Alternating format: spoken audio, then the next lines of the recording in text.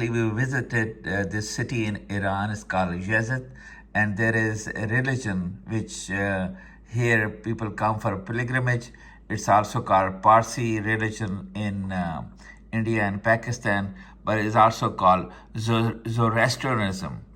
And their prophet was about thousands years before Christ, and he had teachings, and he believed in one God, and that's why a lot of Islamic scholars also think that he's one of the prophets of God. So today we're going to show you what we saw in this building, and we'll show you everything today. Sign of this religion, and you can read and see that what are the various parts in this picture. And this religion is mostly in Iran. People come from all over the world to visit this city to do a pilgrimage. In the building, we'll show you the area where the fire is, and we'll show you, our guide will also tell you about this religion for your knowledge.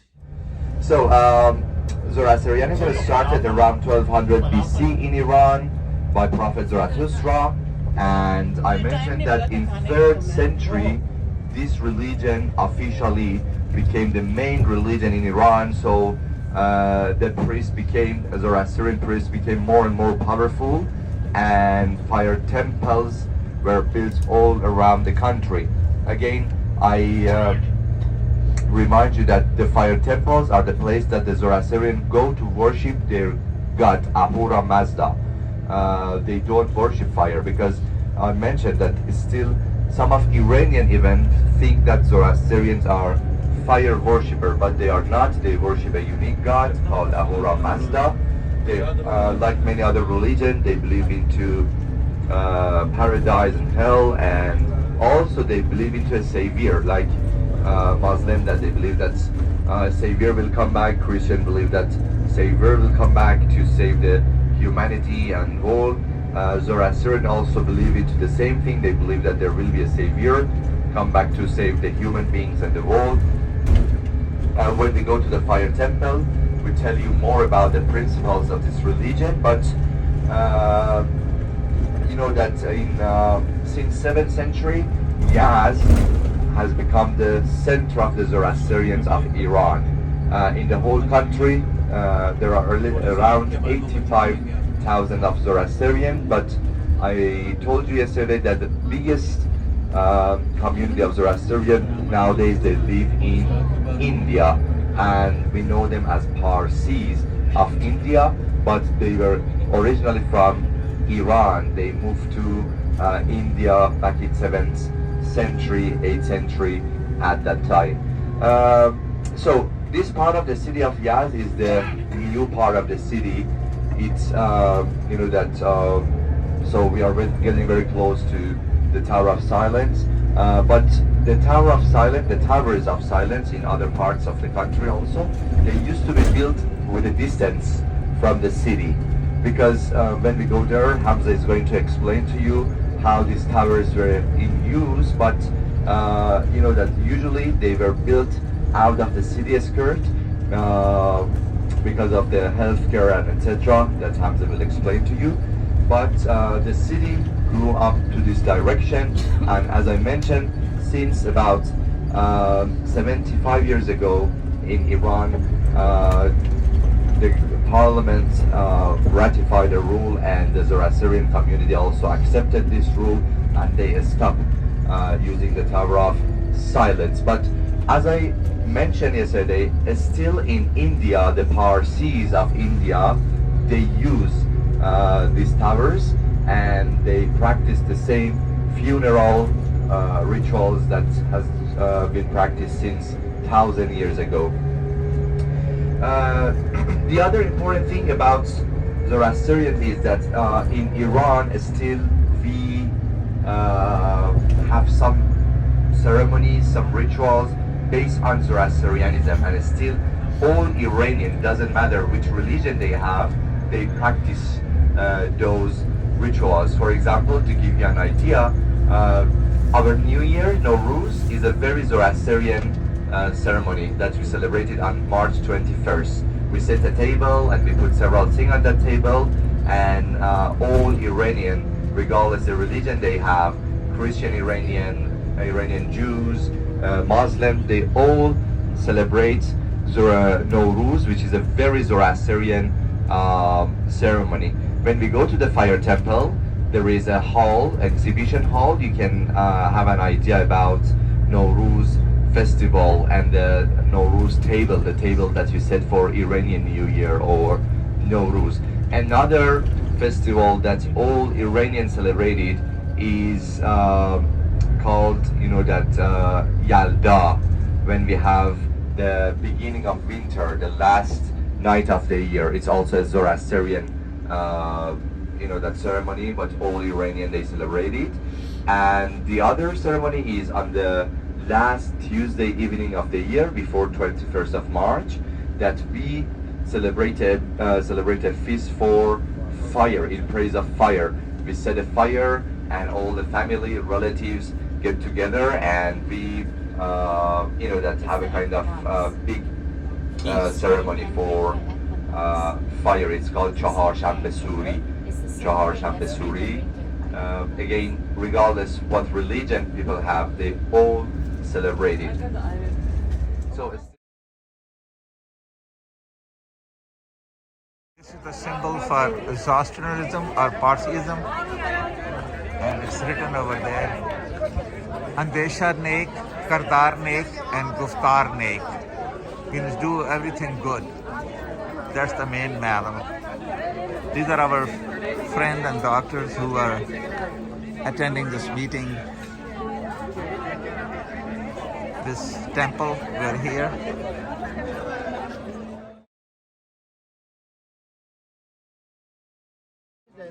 On the facade of all fire temples all around the world, we have this emblem.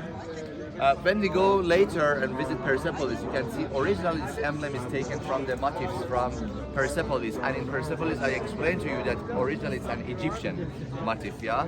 But later, Zoroastrians in Iran, they use this motif as their symbol. So now all around the places that we have follower of this religion and the fire temples, we can see this motif.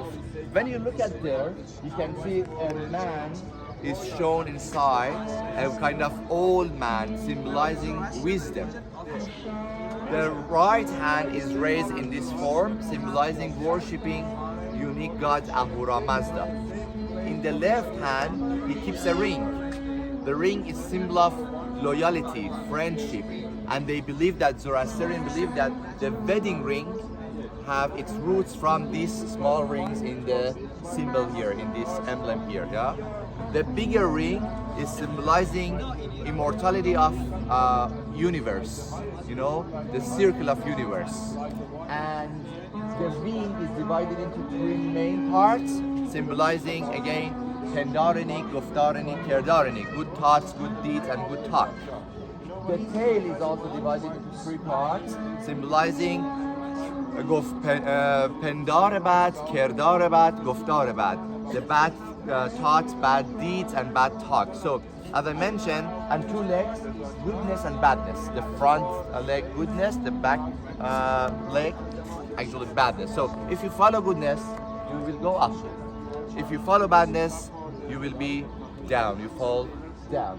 So, this is the easiest way to describe this religion. But I was talking about the fire that you will see inside. When you go and see the fire, first of all, the fire is sacred to the extent that even the follower of this religion, they are not allowed to get close to the fire. The only one who can get close to the fire is a priest who is in charge of the fire. Even the priest who gets close to fire used to wear, they wear a mask, yeah? Because they believe that human breath can pollute the fire. Fire is sacred, that for them. So we see the fire behind a glass. Even their follower, when they go to say prayer, they keep a distance from the fire. Yeah. And also, I have to mention that back in those times, there were other holy elements. Four main natural elements were water, fire, air or soil, and air. Yeah, so these were the holy elements, that for Zoroastrian, but among them, fire is probably the most sacred one. As I told you, still all around the country, the last Tuesday evening before March 21st, we have a big celebration in praise of fire.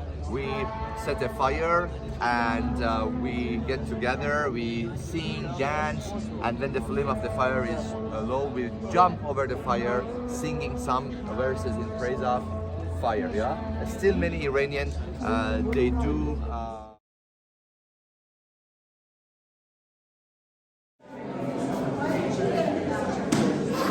We're entering the fire temple. This is the Paigambar. This is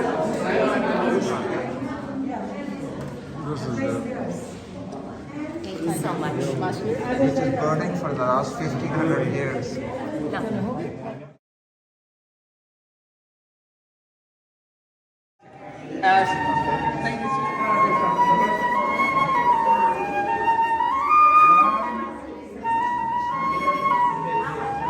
Out of this hall, and it says Kharuji Atak Atish. It's in Iranian language, Persian.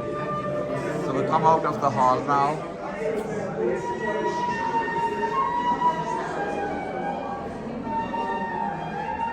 I did not know about this religion. I learned so much on this trip.